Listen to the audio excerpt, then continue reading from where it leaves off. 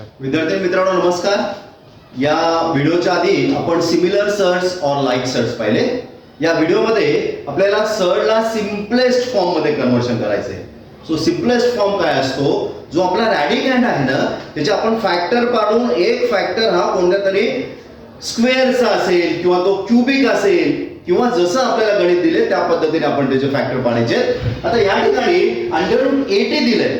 मला अजून त्याचं सिम्पलेस्ट फॉर्म करावं लागेल. मग मी काय करणार आहे, या 80 चे फॅक्टर पाडणार आहे. 16 गुणिले 5 16 85. मग हा जो √16 आहे तो √16 म्हणजे कोण आहे, दॅट शुड बी 4.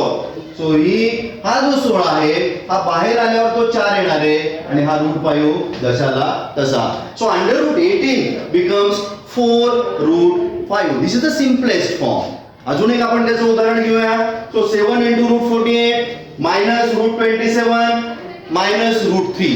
आता मी काय करतो पहा, हा 7 मल्टिप्लिकेशन फॅक्टर जशाला तसा ठेवतोय.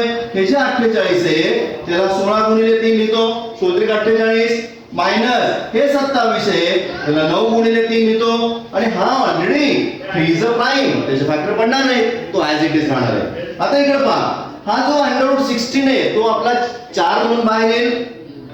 सो 7 गुणिले 4 × √3. हा 9 आहे, √9 मीन्स 3, तो 3 म्हणून बाहेर येईल. 3 × √3 आणि हा √3 जशाला तसा. आता हे ठिकाणी काय होईल पहा, look here.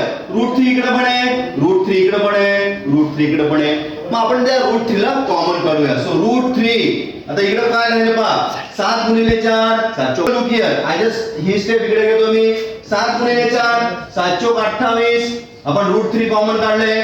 Minus 3 minus 1. √3 common काढले मी. 28 minus 3 minus 1. So here is √3 is common. 28 minus 3 25. 25 minus 1 24. So √3 × 24 यालाच मला असं लिहिता येईल 24√3. So this is the simplest form. म्हणजे आपल्याला काय लक्षात आलं की आपल्याला अंडर असेल तर कोणता तरी स्क्वेअर आपण बाहेर काढू शकतो, क्यूबिक रूट असेल तर कोणता तरी क्यूब बाहेर काढू शकतो आणि सर्ड कॉमन काढून त्याला आपल्याला सिम्पलेस्ट फॉर्म मध्ये लिहिता येतं. Okay, thank you.